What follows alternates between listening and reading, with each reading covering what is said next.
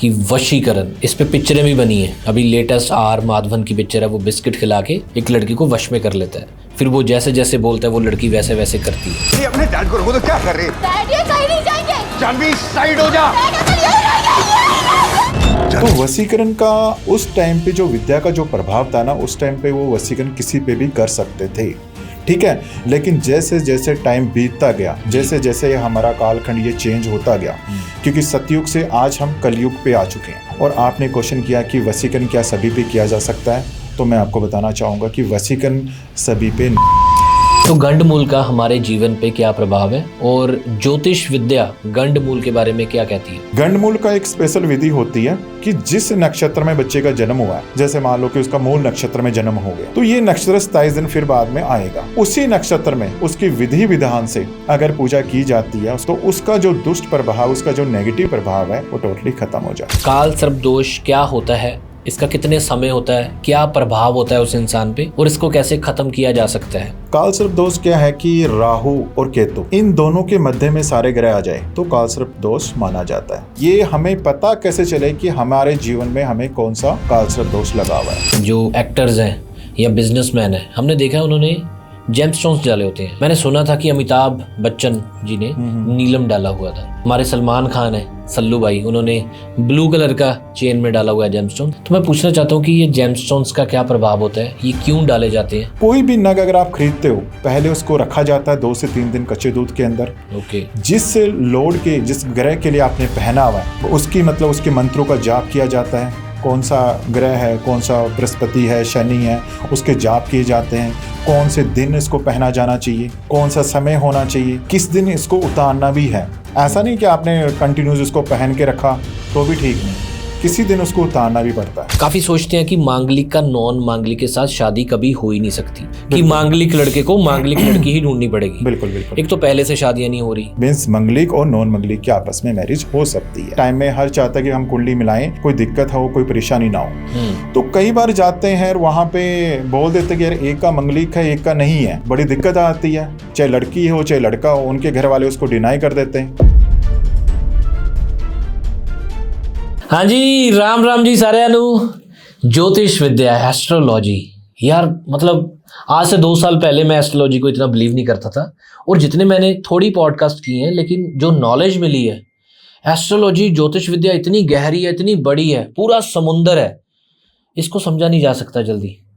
और लेकिन आज कोशिश करेंगे इस पॉडकास्ट में कि एस्ट्रोलॉजी ज्योतिष विद्या को हम बारीकी से और सरल तरीके से समझेंगे, क्योंकि हमारे साथ जो आज विराजमान है, इनका नाम है एस्ट्रोलॉजर करण शर्मा।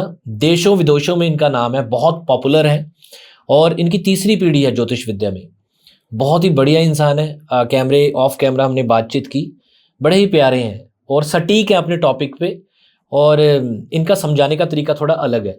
आपने काफ़ी सारे एस्ट्रोलॉजी के यूट्यूब पे पॉडकास्ट देखे होंगे, ये वाला पॉडकास्ट हिट डिफरेंट, ये अलग है थोड़ा सा। वेलकम टू दी शो पंडित जी। बिल्कुल अमन जी, बहुत बहुत धन्यवाद। आज आपने हमें मौका दिया अपने चैनल पे, और साथ ही मैं अपने दर्शकों को भी बताना चाहता हूँ कि आज आपको बहुत एस्ट्रोलॉजी के बारे में जानने का और सीखने का मौका मिलेगा इस वीडियो के माध्यम से। क्या बात है पंडित जी, आपको 20 साल हो चुके हैं, 20 साल से भी ज़्यादा, और आपकी 3री पीढ़ी है ना? बिल्कुल। तो आपको तो बहुत सारी नॉलेज है। मैं कोशिश करूंगा कि उस नॉलेज में से जो आज के हमने प्रश्न है मैंने चूज किए हैं, और जो ऑडियंस के प्रश्न है वो आपसे पूछे जाएंगे। बिल्कुल जरूर। तो बिना समय व्यर्थ किए हम स्टार्ट करते हैं। जी जी बिल्कुल, बताइए।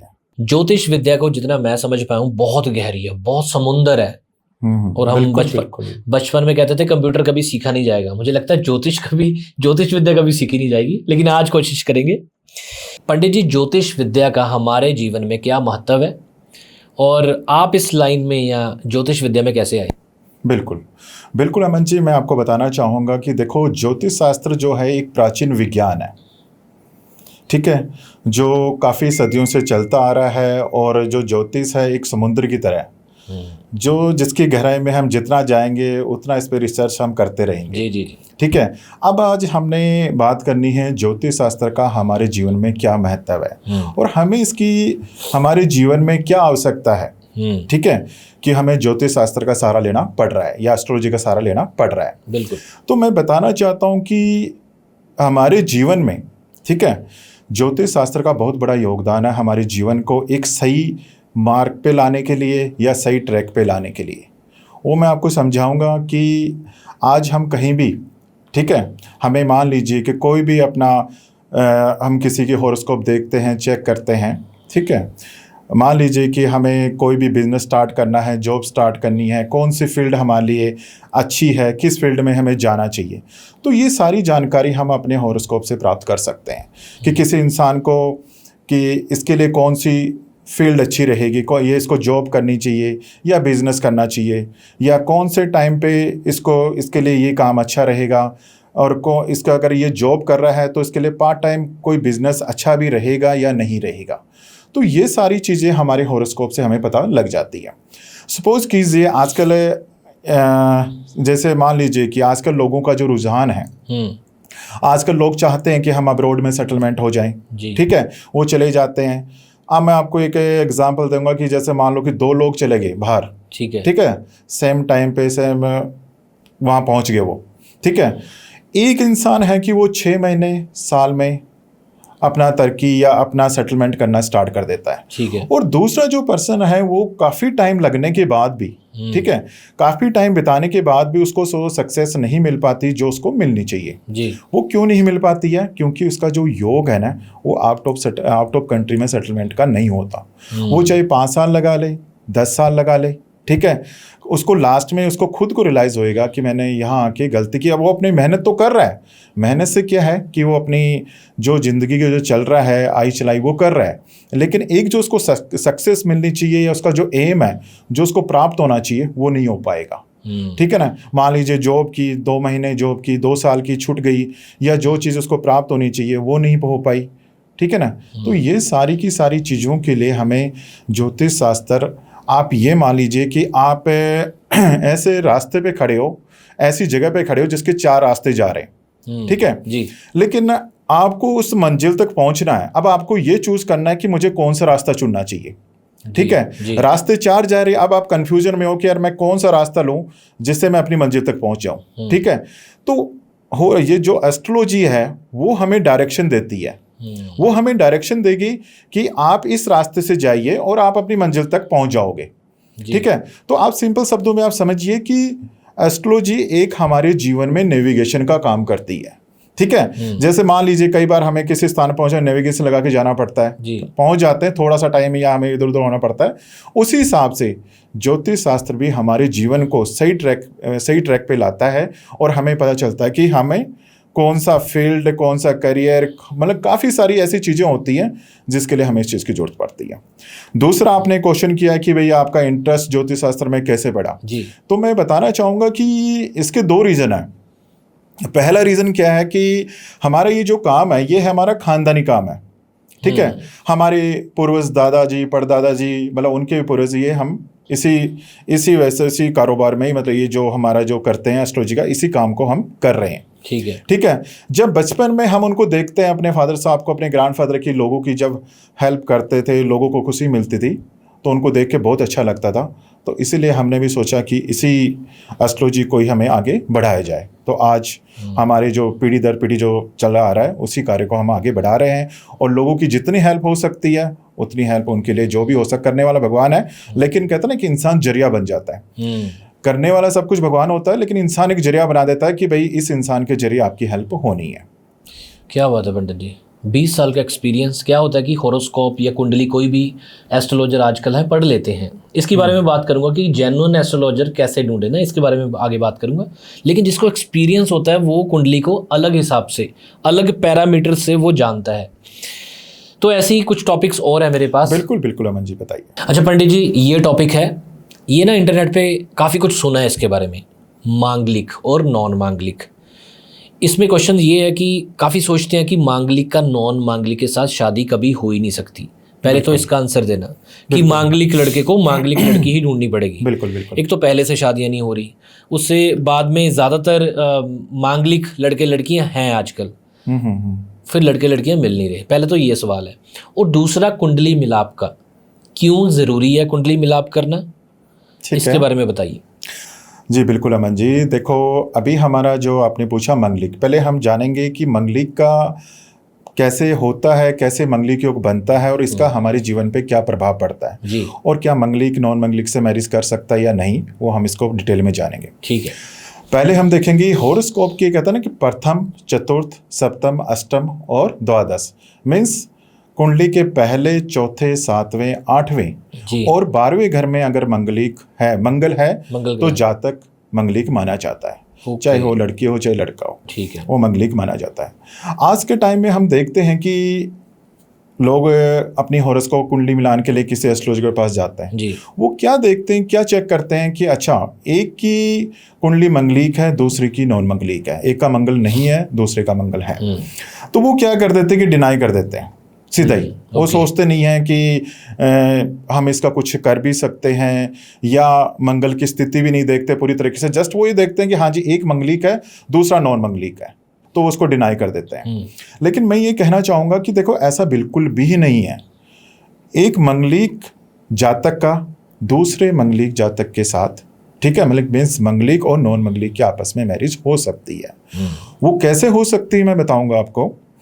पहले तो हमें देखना होगा कि मंगल की स्थिति क्या है, मंगल की डिग्री क्या है, उसका प्रभाव कितना परसेंटेज है। सबसे पहले हमें ये चेक करना पड़ेगा। आज के टाइम में आप मान लीजिए कि कोई एक लड़का और लड़की 5 साल से साथ में है, ठीक है। वो रिलेशन में है, अब उनकी मैरिज की बात आई है, वो घर जाते हैं कि हमने मैरिज करनी है। ठीक है। तो आजकल क्या है कि कुंडली मिलान का बड़ा ही चलन चला हुआ है। जी ठीक है, आज के टाइम में हर चाहता है कि हम कुंडली मिलाएं, कोई दिक्कत हो, कोई परेशानी ना हो।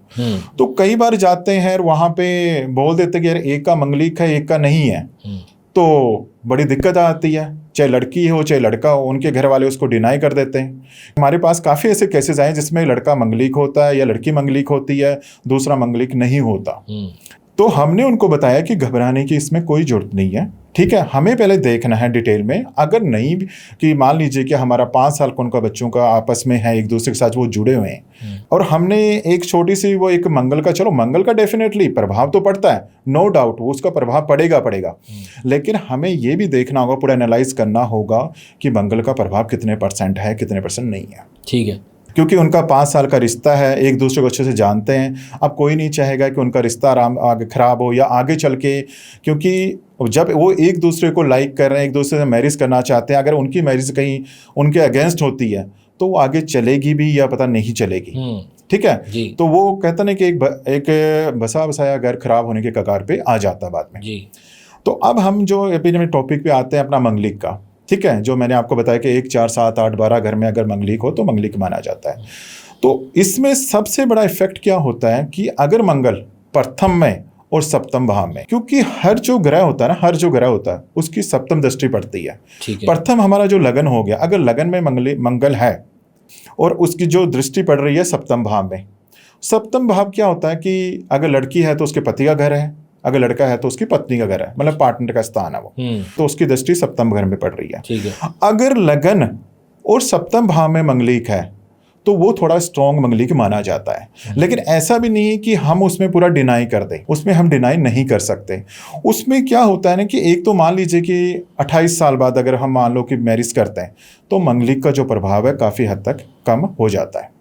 दूसरा, अब मान लीजिए कि उन्होंने 28 साल भी पहले उन्होंने मैरिज करनी है, ठीक है। तो उसके कुछ उपाय होते हैं, लेकिन वो उपाय किए जाते हैं शादी से पहले।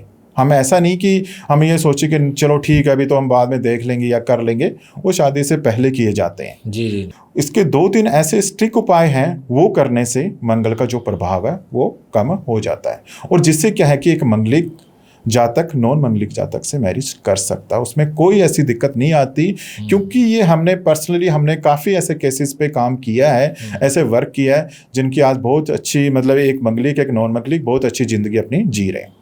ठीक है। दूसरे हम अपने आते हैं कि कुंडली मिलान में मंगलिक का, जैसे मैंने आपको बताया कि हम किसी पंडित जी के पास देखा, उन्होंने देखा जी कुंडली मिलान में हमें 36 में से 18 गुण मिलने चाहिए। ठीक है जी। ठीक है। अब जाते हैं वहाँ पे उन्होंने देखा कि अच्छा जी मंगलिक है, इसको डिनाई कर दो, ये रिश्ता नहीं होएगा, अच्छा नहीं है जी, जो मैंने पहले भी आपको बताया। लेकिन कुंडली मिलान में मंगलिक के अलावा 2-3 चीज़ें ऐसी भी होती हैं जो हमें देखनी पड़ती है। ठीक है।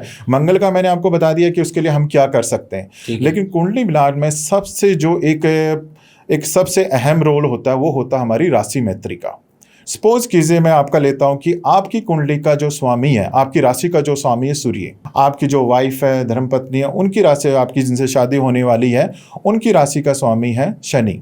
ठीक है, आप बहुत एजुकेटेड भी हो, बहुत समझदार भी हो, हमारी फैमिलीज भी बहुत अच्छे से चल रही है, एक दूसरे को रिस्पेक्ट, सब कुछ अच्छा है। लेकिन अगर हमारी आपस में राशि मैत्री नहीं है तो वो आगे चल के क्या है कि हमारे विचारों में डिफरेंसेस आना शुरू हो जाएगा, हमारे विचार मिलने बंद हो जाएंगे, हमारे विचारों में बहुत ऐसा डिफरेंस आना शुरू हो जाएगा, हमें सोचने पे मजबूर हो जाएंगे कि ये रिश्ता चलेगा भी या नहीं चलेगा। चाहे होता नहीं कि कई बार किसी में एजुकेशन की कमी आ जाती है या कुछ किसी चीज़ की, लेकिन यहाँ पे राशि मैत्री का एक बड़ा बहुत अहम रोल होता है जो ज़्यादातर एस्ट्रोलॉजर वो नहीं देखते हैं। वो जस्ट ये चेक करते हैं कि गुण मिल गए, 20 गुण मिल गए, मंगलिक है कि नहीं है, ठीक है जी चलो यस और नो का जवाब देते हैं। लेकिन मैं आपको बताना चाहूँगा कि राशि मैत्री हमारे जीवन में, कुंडली मिलान में बहुत बड़ा योगदान है। साथ में एक पॉइंट इसमें आता है नाड़ी दोष। नाड़ी दोष का भी बहुत एक अहम रोल होता है, वो होता है हमारे संतान सुख में। तो कुंडली मिलान में एक नाड़ी दोष भी देखा जाना जरूरी है, उसका भी अहम रोल है, क्योंकि नाड़ी दोष की वजह से भी कहीं आगे चल के हमें संतान की वजह से कोई दिक्कत परेशानी ना आए।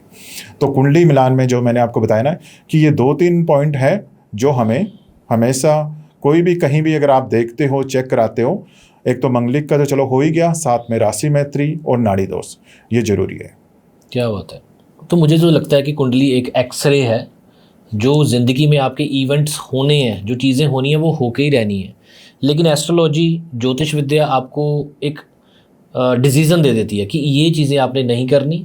जैसे आपने बताया कि शादी से पहले उपाय हो जाते हैं। बिल्कुल अमन जी, जैसे मैंने सुना है कि विष्णु भगवान से साथ शादी की जाती वट है। वृक्ष भी हो गए, इसके 2-3 उपाय और भी हैं, क्योंकि कई बार कुछ ऐसी चीज़ें होती हैं कि इंसान फिजिकली अटेंड नहीं कर सकता उन पूजा को या कुछ नहीं कर सकता, तभी ये चीज़ें मैं आपको अभी सबके सामने नहीं बता रहा हूँ कि कुछ ऐसे उपाय भी होते हैं कि आप घर बैठ के लड़का या लड़की आपस में कोई भी कर सकता है, ठीक है, जिससे इसके प्रभाव को काफी हद तक कम किया जा सकता है। मतलब एक ये नहीं है कि हाँ जी एक मंगलिक है, नॉन मंगलिक है तो उनका नहीं हो सकता, ऐसा बिल्कुल मतलब पॉसिबल है। हाँ, मतलब डेफिनेटली पॉसिबल है, और हमने बहुत सारे ऐसे केसेस पे वर्क किया है जिसमें उनकी ये मतलब इनके जो उपाय किए हैं उनको करने के बाद उनकी लाइफ बहुत अच्छी और आगे से बिल्कुल अच्छा, आपस में उनका रिश्ता बहुत चल रहा है अच्छे से। पंडित जी, मेरा नेक्स्ट प्रश्न है तो गंडमूल का हमारे जीवन पे क्या प्रभाव है, और ज्योतिष विद्या गंडमूल के बारे में क्या कहती है? बिल्कुल, देखो हमारी जो एक एस्ट्रोलॉजी है इसमें 9 ग्रह जी, 12 राशियां, 12 भाव, ठीक है, 12 घर भी बोल लो उनको, और 27 नक्षत्र इन पे टिकी हुई है, इन पे हमारी सारी कुंडली बनती है। अब जो हमारे 27 नक्षत्र है उसमें से 6 नक्षत्र ऐसे हैं जिनको गंडमूल माना जाता है, ठीक है। अब ये 6 नक्षत्र जो होते हैं उसमें आ गया अश्विनी, अश्लेषा, मघा, ज्येष्ठा, मूल और रेवती। ये 6 नक्षत्र ऐसे हैं, इनमें जन्मे व्यक्ति अगर किसी भी बालक का जन्म इन नक्षत्र के अंदर होता है तो वो गंडमूल माना जाता है, ठीक है। अब जैसे मैंने आपको 6 नक्षत्र बता दिए, हर नक्षत्र के 4 चरण होते हैं, ठीक है। जैसे मान लीजिए किसी का जन्म हुआ अश्विनी नक्षत्र में हो गया जी, या मूल नक्षत्र में हो गया, तो उसके 4 चरण होते हैं। तो पहला और दूसरा जो चरण है, अगर मान लीजिए कि गंडमूल उसका जो जन्म हुआ बच्चे का वो पहले या दूसरे चरण में हुआ है, तो उसमें क्या है कि वो इतना मतलब कष्टदायी नहीं है, ठीक है, उसका प्रभाव डेफिनेटली आता है लेकिन इतना नहीं है। लेकिन तीसरा और जो चौथा चरण है, ठीक है, तीसरा और जो चौथा चरण में जन्मा बालक है वो डेफिनेटली उस पर उसके जीवन पे इफेक्ट डालेगा, और वो इफेक्ट किन पे डालेगा, वो अपने भाई बहन पे डाल दे, अपने पेरेंट्स पे डाल दे, तो उसका वो प्रभाव पड़ता ही पड़ता है। लेकिन इसमें हमें कोई इतना ज़्यादा घबराने की जरूरत नहीं है कि हम ये सोचें कि अगर भाई गंडमूल है तो हमें कोई ज़्यादा उसमें घबराएं या कुछ भी, हमें कुछ कर नहीं सकते। गंडमूल का एक स्पेशल विधि होती है कि जिस नक्षत्र में बच्चे का जन्म हुआ है, जैसे मान लो कि उसका मूल नक्षत्र में जन्म हो गया जी, तो ये नक्षत्र 27 दिन फिर बाद में आएगा, क्योंकि 27 नक्षत्र होते हैं, 27 दिनों के बाद में ये नक्षत्र फिर से आएगा। उसी नक्षत्र में उसकी विधि विधान से अगर पूजा की जाती है, उसकी शांति की जाती है, तो उसका जो दुष्ट प्रभाव, उसका जो नेगेटिव प्रभाव है गंडमूल का, वो टोटली खत्म हो जाता है, ठीक है। तो ऐसा नहीं है कि हम कई बार मान लें कि गंडमूल में हुआ तो उसका हम कुछ कर नहीं सकते, ऐसा बिल्कुल भी नहीं है। और कई बार क्या होता है ना आपने देखा होगा कि गंडमूल में बच्चा और हमें पता नहीं होता कि हमने हॉरोस्कोप नहीं बनाई, जी कि हमने भाई उस टाइम हमें नहीं पता, या हमने अपने उसका बर्थ चार्ट उस टाइम हमने नहीं रेडी किया, या हमें नहीं पता। हम सोच रहे हैं कि 15-20 साल बाद हमने उसका मैरिज के लिए या कहीं भी हमने बच्ची की एडमिशन कौन से उसके लिए कौन से फील्ड में इसको जाना चाहिए, तब हम देखते हैं कि बच्चे के लिए कौन सा फील्ड अच्छा रहेगा। उस टाइम हम देखते हैं कि बच्चा तो गंडमूल है और हमने तो उसका कोई उपाय नहीं कराया। जी क्योंकि ये सारी चीज़ें मैं अपने एक्सपीरियंस से बोल रहा हूँ, क्योंकि बहुत से कुछ ऐसे भी लोग हैं जो स्टार्टिंग में अपना बर्थ चार्ट नहीं बनाते हैं। 15-20 साल बाद वो देखते हैं तो उनको लगता है कि बच्चा तो ये तो गंडमूल में हुआ है। जी तो अब हम क्या करें? अब कुछ लोगों के वहम ये होता है कि इसका तो उपाय उसी टाइम में होना चाहिए था, कि भाई हाँ इसका 5-6 साल की आयु में हो तभी इसका मतलब हम कर सकते हैं। तो ऐसा बिल्कुल नहीं है। लेकिन हाँ, इसका एक जो इसका उपाय होता है कि उसी नक्षत्र में उसका उपाय करना पड़ता है। चाहे आप 15 साल बाद भी कर रहे हो, चाहे 20 साल बाद भी कर रहे हो, उसी नक्षत्र में उसका प्रॉपर विधि से, ठीक है, अपने आसपास कोई मंदिर में कोई पंडित हो उनको घर में बुला के करो तो ज़्यादा बेटर है। क्योंकि और जिसका गंडमूल है उसको बिठा के अगर वो चीज़ की जाए तो डेफिनेटली एकदम अच्छे से अच्छा इसका उपाय हो जाता है। और मतलब इसका आगे चल के उसके जो नेगेटिव होता है उसके पॉजिटिव भी काफ़ी अच्छे प्रभाव मिलते हैं। बच्चा कहाँ से कहाँ आगे से आगे अपने जीवन में आगे बढ़ता है। पंडित जी, मेरा नेक्स्ट क्वेश्चन है, ये ना हम फिल्मों में देखते थे कि उसको वश में कर लिया किसी तांत्रिक ने या किसी ने ना, कि वशीकरण, इस पे पिक्चरें भी बनी हैं। अभी लेटेस्ट आर माधवन की पिक्चर है, वो बिस्किट खिला के एक लड़की को वश में कर लेता है, फिर वो जैसे जैसे बोलता है वो लड़की वैसे वैसे करती है। आज मुझे मिला है कि मेरे सामने एक एक्सपीरियंस्ड 20 साल पुराने ना, जिनको एस्ट्रोलॉजी के बारे में पता है, इनको क्वेश्चन करते हैं वशीकरण के बारे में। पंडित जी बताइए, वशीकरण क्या पॉसिबल है? क्या किसी को सच में वश में किया जा सकता है? इसका आंसर देना है। और इसका पॉजिटिव और नेगेटिव प्रभाव क्या है? एस्ट्रोलॉजी क्या कहती है वशीकरण के बारे में? बिल्कुल अमन जी, देखो अमन जी, मैं बताना चाहूँगा कि आज के जो टाइम में मैंने वशीकरण के बारे में अभी पिछले 1-2 महीने से मैं देख रहा हूँ कि वशीकरण को लोगों ने मजाक बनाया हुआ है। कोई भी आ रहा है, कोई भी कह रहा है कि मैं पीएम का वशीकरण कर दूं, कोई किसी को भी वश में करने की बात कह रहा है। जी जी, ठीक है, फिर तो कुछ भी कर सकते हैं हम, हाँ, किसी को भी वश में कर लिया। तो इसी टॉपिक पे हम थोड़ा डिटेल में बात करेंगे। जी देखो, जिस चीज़ का नाम है वो डेफिनेटली है, ठीक है। ओके, तो आप जैसे वशीकरण चीज़ का जो नाम है ना, वशीकरण डेफिनेटली है, ठीक है। वशीकरण एक प्राचीन विद्या है। ये मतलब ऐसा नहीं कि हर किसी इंसान के पास होगी, उस चीज़ को हम कह नहीं सकते, लेकिन ये विद्या प्राचीन है और ये डेफिनेटली है। अब कहते नहीं कि ये जो वशीकरण है ये कितने टाइम से चला आ रहा है। वशीकरण की जो विद्या है ना, ये हमारे सतयुग के टाइम की चली आ रही है, ठीक है। अभी जो चल रहा है वो कलयुग है। सतयुग, द्वापर, त्रेता, अब ये चल रहा है कलयुग है।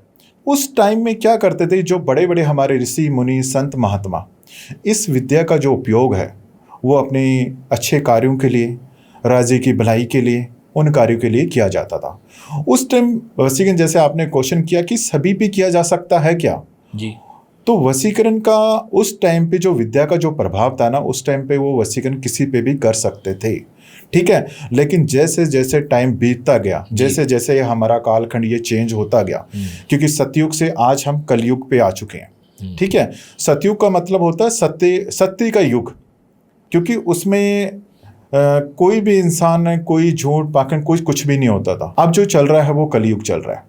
और आपने क्वेश्चन किया कि वशीकरण क्या सभी पे किया जा सकता है, तो मैं आपको बताना चाहूँगा कि वशीकरण सभी पे नहीं किया जा सकता, ठीक है, ठीक है। आप मान लो कि आप मेरे पे वशीकरण कर दो, ठीक है, अभी आप हमारे सामने और भी यहाँ पे कोई लोग होंगे या किसी को बोलेंगे इस पे वशीकरण कर दो, तो ऐसा नहीं है। वशीकरण की टर्म्स एंड कंडीशन होते हैं, ठीक है।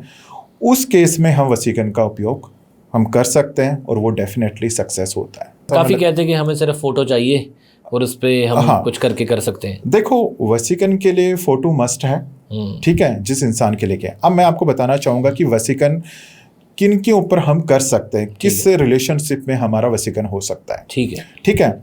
वशीकरण जो किया जा सकता है, वशीकरण जैसे मान लीजिए, पहला मैं आपको एग्जाम्पल के तौर पर बताऊँगा कि किसी के साथ हमारा कोई रिलेशन चल रहा है, ठीक है, एक लड़का है, लड़की 5-7 साल से आपस में एक दूसरे के साथ जुड़े हुए हैं, रिलेशनशिप में हैं, वो शादी करना चाह रहे हैं, लेकिन कोई उनमें मिसअंडरस्टैंडिंग हो गई, ठीक है, या कोई किसी का इन्फ्लुएंस आ गया, या किसी ने कोई प्रॉब्लम क्रिएट कर दी, किसी वजह से वो उनका रिश्ता टूटने के कगार पे आ चुका है। ठीक है। क्योंकि वो एक दूसरे के साथ इतने टाइम से जुड़े हुए हैं, एक दूसरे को अच्छे से जानते हैं, ठीक है, और अपना एक दूसरे के साथ आगे अपना जीवन बिताना चाहते हो, तो उस केस में हम वशीकरण का उपयोग कर सकते हैं। ठीक है। दूसरी बात क्या है कि एक हमारा जो वैवाहिक जीवन है पति पत्नी का, उसमें क्या होता है ना कि आपने सुना होगा कि आजकल 20-20 साल बाद भी डिवोर्स हो रहे हैं जी। 15 साल 20 साल 10 साल डिवोर्स होने शुरू हो जाते हैं जी। वो क्यों होता है कि वही कि कुछ ना कुछ मिसअंडरस्टैंडिंग या कुछ ऐसी हमारे घर परिवार के ऊपर किसी ने कुछ ऐसी प्रॉब्लम क्रिएट कर देते हैं, या आपस में कुछ ऐसी गलतफहमी हो जाती है जी। तो इस वशीकरण का जो उपयोग है उस रिश्ते को ठीक करने के लिए भी हम कर सकते हैं। ठीक है, कि एक हस्बैंड वाइफ का रिश्ता। तीसरा और अहम आजकल क्या है कि जैसे हमारे जो बच्चे हैं, हमने उनको अच्छी शिक्षा दी है, बहुत अच्छे से वो चल रहे हैं, लेकिन कई बार उनकी ऐसी संगति आ जाती है, गलत रास्तों में पड़ जाते हैं, नशे की, या उनकी जो इनका सर्कल होता है वो ऐसे गलत हो जाता है कि बच्चा अपने करियर के बजाय गलत चीज़ों की तरफ ध्यान देना शुरू कर देता है। तो उस केस में भी हम वशीकरण का उपयोग कर सकते हैं। मेरा कहने का मतलब ये है कि वशीकरण उस वहीं पे पॉसिबल है जहाँ से हम एक दूसरे के साथ अच्छे से जुड़े हुए हैं। जो मैंने आपको कंडीशन बताई है, इन केसेस में हम कर सकते हैं और हमने किए भी हैं, और उसका रिजल्ट भी, इफेक्ट भी डेफिनेटली मिला है। अच्छा, मैंने सुना है पंडित जी कि कोई, जैसे आपने बोला कि नेगेटिव के लिए कोई गलत इरादे से, आजकल तो किसी की तरक्की हो रही है तो उस पर भी कहते हैं कि इसकी तरक्की कम हो जाए, तो नेगेटिव तरीके से कोई वशीकरण करवाता है, तो मैंने सुना है कि उन पे काले साए छोड़ दिए जाते हैं उस इंसान पे जो उनको तंग करते हैं। काफ़ी बार ऐसे होता है कि रात को जो वो इंसान है सोता है, वो अपने आप को हर्ट करता है और उसकी जीवन में दुख आना शुरू हो जाता है।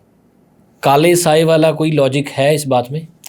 देखो, मैं बताना चाहूँगा, देखो अभी हमारी इसी टॉपिक पे हमने जैसे अभी बात की कि कोई इंसान जिद हो जाती है कि मुझे इसको नुकसान पहुँचाना है या इसको वश करना है, ठीक है ना, वो उसके लिए कुछ ना कुछ तरीका अपनाएगा। तो वो जब वो तरीका अपनाएगा ना, तो जैसे मैंने आपको बताया कि ये काले साए का, तो इसका इफेक्ट तो इसके जीवन पे नहीं पड़ेगा, ठीक है। लेकिन जो इंसान करा रहा है बार बार, जैसे आपने उस चीज़ को कराने की जिद ठान ली है कि मुझे करना ही है, चाहे वशीकरण वर्क नहीं कर रहा तो मुझे और तरीके से इस पर वर्क करना चाहूँगा, मैं करूँगा, कि इसको मुझे डाउन करना, या मेरी इसकी दुश्मनी है, या इस पर मुझे किसी न किसी तरीके से कुछ ना कुछ करके इसको मुझे नीचे लेके आना है, तो वो चीज़ें कहीं ना कहीं आपको ही इफेक्ट करेगी, ना कि उस इंसान को। अच्छा पंडित जी, काफ़ी सारे दोष होते हैं एस्ट्रोलॉजी में ना। बिल्कुल। किसी पे गंडमूल दोष हमने बात कर ली, मांगलिक दोष पे बात कर ली, एक पॉपुलर है काल सर्प दोष। बिल्कुल। कि काल सर्प दोष के बारे में मैं जानना चाहता हूँ कि आपकी नॉलेज के हिसाब से काल सर्प दोष क्या होता है, इसका कितने समय होता है, क्या प्रभाव होता है उस इंसान पे, और इसको कैसे ख़त्म किया जा सकता है? बिल्कुल। देखो, मैं बताना चाहूँगा कि काल सर्प जो दोष होता है ना, इसका हमारे जीवन पे बहुत ही अहम मतलब प्रभाव पड़ता है। ओके। अब काल सर्प दोष जानेंगे कि पहले तो होता कैसे है जी। काल सर्प दोष क्या है कि राहु और केतु, इन दोनों के मध्य में सारे ग्रह आ जाए तो काल सर्प दोष माना जाता है। एक एग्जाम्पल के तौर पे मान लीजिए कि कुंडली के प्रथम भाव में राहु है, ठीक है, और कुंडली के सप्तम भाव में केतु है, ठीक है। बाकी के जो दूसरा, तीसरा, चौथा, पांचवा और छठा, इन घर में बाकी के 7 के जो ग्रह आगे, बाकी जो हमारे पीछे जो बच गए 7 ग्रह, अगर इन स्थानों पे आ जाते हैं तो काल सर्प दोष माना जाता है। उसी हिसाब से दूसरी तरफ, जैसे 7 के बाद में, जैसे 7 में केतु है, 8वां, 9वां, 10वां, 11वां, 12वां राहु, 12वें में नहीं, 12वें, इन स्थानों पे 7 ग्रह आ जाते हैं तो काल सर्प दोष माना जाता है। ओके। मतलब 1 और 7 ऐसा नहीं है। देखो, जो केतु की जो पोजीशन है वो फिक्स है, जहाँ राहु बैठेगा ना उसके 7वें घर में केतु बैठेगा, वो चेंज नहीं है, ठीक है। लेकिन काल सर्प जो दोष है, काल सर्प जो दोष मान लो, योग मान लो, वो चेंज होता रहता है। अगर मान लो कि आपके राहु दूसरे घर में बैठा है तो केतु अष्टम भाव में आ गया, तीसरे में है तो 9वें में आ गया, छठे में है तो 12वें में आ गया, ठीक है। तो इस हिसाब से ये बनता है। कहने का मतलब यह है कि राहु केतु के बीच में बाकी के जो 7 ग्रह आते हैं तो काल सर्प दोष कहलाता है। ठीक है। और ये जो कालसर्प दोष होता है, ये हमारी जैसे हमारी कुंडली में 9 ग्रह 27 नक्षत्र 12 भाव होते हैं, उसी प्रकार से ये हमें जो कालसर्प दोष है ये 12 प्रकार का होता है। ठीक है। इसके 12 प्रकार के दोष माने जाते हैं। ठीक है। अब मैं बताता हूँ कि ये कौन कौन से होते हैं। पहले नंबर का, जैसे मान लीजिए, अब ये हमें पता कैसे चले कि हमारे जीवन में हमें कौन सा कालसर्प दोष लगा हुआ है। ओके। मैं हमारे जो जितने भी लोग वीडियो देख रहे हैं उनको भी बोलना चाहूँगा कि अपनी हॉरोस्कोप की तरह वो भी चेक कर सकते हैं कि आपके जीवन में कालसर्प योग दोष है या नहीं। अगर आपकी कुंडली के प्रथम भाव में राहु है, ठीक है, तो आपको है अंत कालसर्प दोष। ठीक है। ये 12 प्रकार के दोष होते हैं। अंत कालसर्प दोष, अंत, कुलीक, वासुकी, शंखपाल, पदम, महापदम, तक्षक, कर्कोटक, शंखचूड़, घातक, विषधर, शेषनाग। और अब हमें पता कैसे चले कि हमारे जीवन में कौन सा कालसर्प योग है। अब हम बात करते हैं कि अगर मान लीजिए कि प्रथम भाव में अगर कालसर्प योग है, कि प्रथम भाव में राहु है और सप्तम भाव में केतु है, तो वो अंत कालसर्प योग हो गया, कालसर्प दोष हो गया। ठीक है। अगर हमारे पंचम भाव में राहु है जी और 11वें घर में केतु है, ठीक है, तो वो हो गया पदम कालसर्प दोष। ठीक है। ये 12 प्रकार के जो मैंने आपको अभी नाम बताए हैं। हर घर का अपना अपना महत्व होता है। ठीक है। अब जैसे मान लीजिए कि अगर किसी कुंडली में प्रथम भाव में अंत कालसर्प दोष है, ठीक है, तो वो क्या इफेक्ट करेगा। वो इंसान की प्रथम जो भाव होता है वो हमारे करियर का, इंसान के कैरेक्टर का, उन सभी को डिफाइन करता है, उसके कारोबार को, सारी चीज़ों को। तो अगर उसके जीवन में प्रथम भाव में अंत कालसर्प दोष है तो वो उसके जीवन में उसके कारोबार को, ठीक है, उसके कैरेक्टर को इफेक्ट करेगा। ठीक है। ठीक है। अब दूसरा जो कालसर्प दोष है वो आ गया कुलीक। कुलीक, हाँ, कुलीक कालसर्प दोष। दूसरे जो घर का कालसर्प दोष होता है उसको कुलीक कालसर्प दोष कहा जाता है। वो घर हमारे किस चीज़ को हमें इफेक्ट करेगा। दूसरा जो घर होता है वो धन भाव होता है, वाणी का घर होता है, पैतृक संपत्ति का है। उसके जीवन में मतलब अचानक से कोई ऐसा कष्ट आ गया, धन की कोई कमी आ गई, कुछ ऐसे जगह खर्चे लगे कि भाई ये होना नहीं चाहिए, वैसा काम हो गया। या कोई पैतृक संपत्ति है, आपस में भाइयों से डिस्प्यूट चल गया पैतृक संपत्ति को लेके। इसी हिसाब से जो तीसरा घर है, तीसरे स्थान में राहु है, ठीक है, तो वासुकी कालसर्प दोष बन गया। ठीक है। तीसरा जो घर होता है भाई बहन का होता है, उनसे डिस्प्यूट होना शुरू हो जाएगा किसी चीज़ को लेके। चौथे पे आएगा तो उसके जीवन में जैसे मान लीजिए कि माता पिता का, वाहन का, अपने घर का, तो ऐसे ऐसे फैक्टर चौथे घर में अगर कालसर्प दोष माना जाता है। अगर चौथे में राहु बैठा है, आप सभी अपनी कुंडली में देखिए कि आपका राहु किस स्थान पे, अगर चौथे घर से राहु स्टार्ट है, अगर वहाँ पे आपका कालसर्प दोष बनता है तो आपके जीवन में जैसे आपकी माता का सुख में कमी होना, आपका जैसे आप कोई घर लेना चाह रहे हो तो घर में देरी होना। अगर पंचम भाव का जैसे पदम मैंने बताया कालसर्प दोष, तो उस केस में क्या है कि पदम कालसर्प दोष में इंसान को जैसे उसके एजुकेशन में कमी आएगी उस जातक के। ओके। उसका अगर वो लव मैरिज करना चाहता है उसमें कमी आएगी। छठा जो घर होता है हमारा होता है कि बीमारियों का, कंपटीशन का। जैसे अगर मान लो छठे घर का अगर उसको कालसर्प जैसे छठा जो दोष होता है वो महापदम कालसर्प दोष होता है, एनिमीज का, हाँ, बीमारियों का हो गया, ठीक है, और एग्जाम या कुछ इन चीजों में उसको दिक्कत कर गया। अब सप्तम भाव तक्षक कालसर्प दोष, ये सप्तम भाव का है। सप्तम में राहु, प्रथम में केतु। इस घर में का अगर कालसर्प दोष आ गया तो उनके दाम्पत्य जीवन को इफेक्ट करेगा, क्योंकि ये हमारा मैरिड लाइफ का घर है, पार्टनर स्थान है। अगर कोई पार्टनरशिप करा तो उसमें नुकसान हो सकता है। अष्टम भाव है, अष्टम भाव में अचानक कष्ट आ गया, कोई एक्सीडेंट का कष्ट आ सकता है, क्योंकि ये हमारा आयु का घर है जो अष्टम भाव है। ये कर्कोटक किसको बोलते हैं, कर्कोटक कालसर्प दोष। नवम जो आ जाएगा हमारा शंखचूड़ कालसर्प दोष। नवम हमारा भाग्य का घर है, धर्म का घर है, कि हमें भाग्य के अनुसार अगर कोई इंसान को ये वाला दोष आता है तो उसको भाग्य का फल नहीं मिल पाएगा। दसम हमारा घातक कालसर्प दोष आता है, इसको बोला जाता है। तो इसमें क्या है कि इंसान को जैसे गवर्नमेंट की तरफ से लाभ नहीं मिल पाएगा। अगर वो कोई गवर्नमेंट की तरफ से कोई सरकारी नौकरी की तैयारी कर रहा है या गवर्नमेंट एम्प्लॉय कुछ भी अपना तैयारी करेगा या कुछ भी चीज़, या पिता की तरफ से उसको कोई नुकसान होएगा, या मतलब उनमें आपस में कुछ टकराव आएंगे। ठीक है। 11वां जो कालसर्प दोष है उसको बोलते हैं विषधर कालसर्प दोष। विषधर कालसर्प दोष, उसमें क्या है, ये हमारा इनकम का घर है। तो जैसे मान लो कहीं से हमारा कुछ हम काम कर रहे हैं, कोई बिजनेस कर रहे हैं, कहीं से हमारी इनकम आनी चाहिए वो रुक जाएगी, या इसकी वजह से हमारा वो चीज़ जो हमें मिलनी चाहिए वो नहीं मिल पाई। ठीक है। लास्ट जो कालसर्प दोष है उसको बोलते हैं शेषनाग कालसर्प दोष। उसमें क्या होता है कि हमारे खर्च का घर भी है, ये हमारा लीगल का घर भी है। तो इंसान को मतलब कि व्यर्थ का फिजूल की खर्ची होना या किसी लीगल केस में फंस जाना, तो ऐसा शुरू हो जाता है। तो ये जो कालसर्प दोष है, 12 भाव होते हैं हमारे कुंडली में, तो ये 12 प्रकार का ही होता है। उनका जो इफेक्ट है, ऐसा नहीं है कि यार 10 लोगों की कुंडली, उसमें से 5 लोगों के कालसर्प दोष, 5 को सेम इफेक्ट देगा, ऐसा नहीं है। सबका ये 12 प्रकार का कालसर्प दोष है और 12 प्रकार के हमें इसके इफेक्ट अलग अलग देखने को मिलेंगे। तो ये कालसर्प की जो डिटेल्स में मैंने आपको बताया, ये सारी इसका है। क्या बात है, what are beautifully explained by astrologer Karan Sharma. इतनी डिटेल में आज तक मुझे लगता था कालसर्प सिर्फ एक है, सभी किसी किसी के जीवन में आता है। अच्छा, इसी के रिगार्डिंग क्वेश्चन है कि कालसर्प ये तो है कि हर एक की कुंडली में होता है?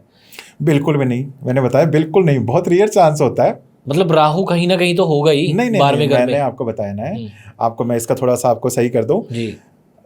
हमारे 9 ग्रह है, 9 प्लैनेट जी, ठीक है। एक मैंने आपको एग्जांपल दिया है, राहु किसी भी स्थान में बैठ सकता है, कहीं भी बैठ सकता है। हाँ, मान लीजिए एक सपोज कीजिए राहु अभी बैठा दूसरे घर में बैठ गया, ठीक है। केतु उसके बिल्कुल सप्तम दृष्टि, राहु की सप्तम दृष्टि अष्टम भाव पे पड़ेगी, 8वें घर में केतु बैठ गया, ठीक है। अब 2 घर से आप काउंट कर लो, तीसरा, चौथा, 5वां, 6ठा, 7वां, ये 5 घर हो गए, ठीक है। 5 घर या भाव मान लो। इन घर में बाकी के जो सारे ग्रह आ गए जी, 9 में से 7 ग्रह हैं, अगर इन स्थानों पे बैठेंगे तभी कालसर्प दोष बनता है। ऐसा नहीं होता कि हर इंसान के जीवन में कालसर्प दोष होता है, ऐसा बिल्कुल नहीं है। अगर आप 100 कुंडली लेके आओगे ना, उनमें से एक के जीवन में कालसर्प दोष होएगा। ओके, हाँ, ऐसा नहीं है कि ऐसा तो मतलब हर इंसान के जीवन में फिर कुछ ना कुछ प्रॉब्लम होती रहेगी, ऐसा नहीं है बिल्कुल भी। कालसर्प दोष होता है, लेकिन बहुत रेयर चांस होता है किसी किसी कुंडली में हो। आपने देखा होगा, आपने खुद के भी कभी हॉरोस्कोप देखे होगी, तो ऐसा तो नहीं है कि सारे ग्रह एक तरफ ही बैठ गए होंगे, राहु केतु के अलग अलग स्थानों में बैठे होते हैं जी जी जी। तो उसी हिसाब से कालसर्प दोष होता जरूर है, लेकिन ऐसा नहीं कि सभी के जीवन में होता है, सभी के हॉरोस्कोप में वैसा बिल्कुल नहीं है।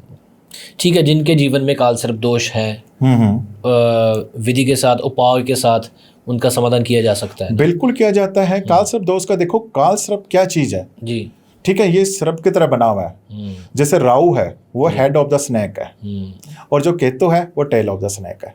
अब स्नेक के किसका प्रतीक माना जाता है? भगवान शिव जी। तो इसके लिए हमें कालसर्प दोष के निवारण के लिए क्या करना चाहिए?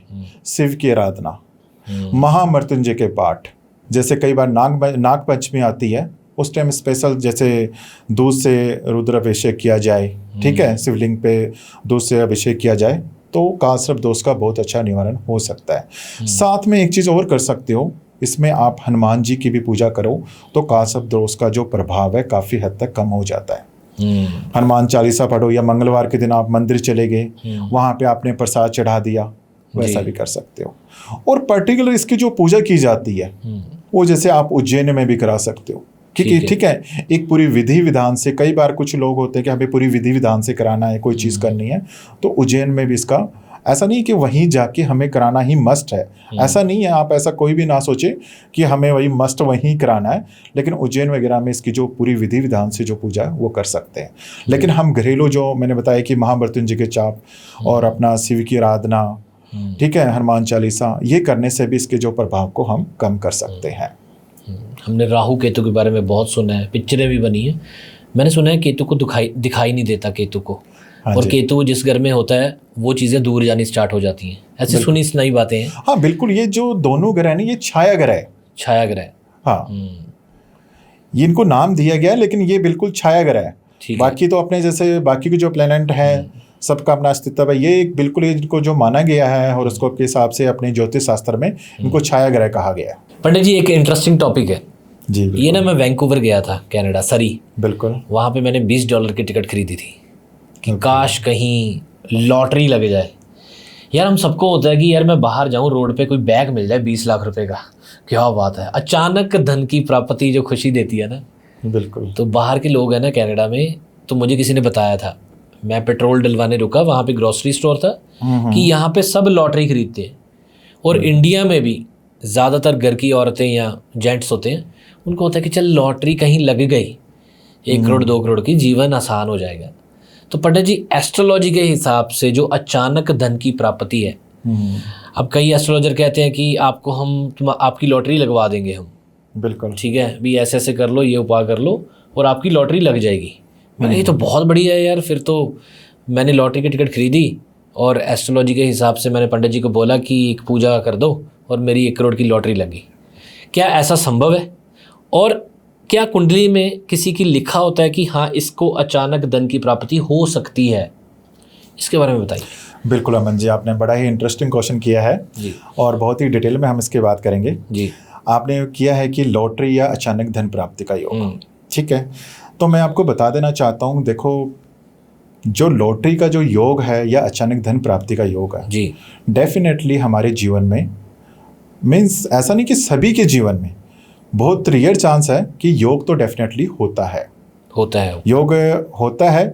और आपने सुना भी होगा कि काफ़ी सारे लोग कई बार कि इन्होंने ये लॉटरी जीती है, ठीक, आपने टीवी या वैसे भी कई बार हमने देखा सुना है।